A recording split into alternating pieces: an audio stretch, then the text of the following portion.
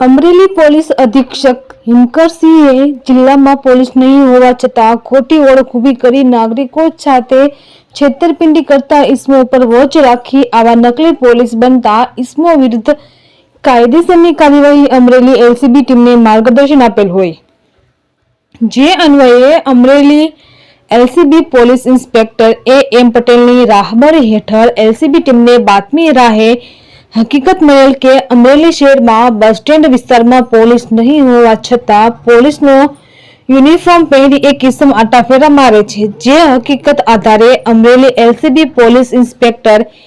એમ પટેલ તથા police sub inspector SR Gohil તથા ASI Jadavbhai Chauhan તથા હેડ કોન્સ્ટેબલ મહેશભાઈ મુંદવા, કિશનભાઈ આસોદરિયા, રાહુલભાઈ ઢાપા, તુષારભાઈ પાંચાણી તથા પોલીસ કોન્ફરન્સ વજરાંગભાઈ મોરાસિયા દ્વારા પોલીસના યુનિફોર્મમાં એક કિસ્મને પકડી પાડી સઘન પૂછપરછ કરતા પોતે પોલીસ નહીં હોવાનું હકીકત જણાઈ આવતા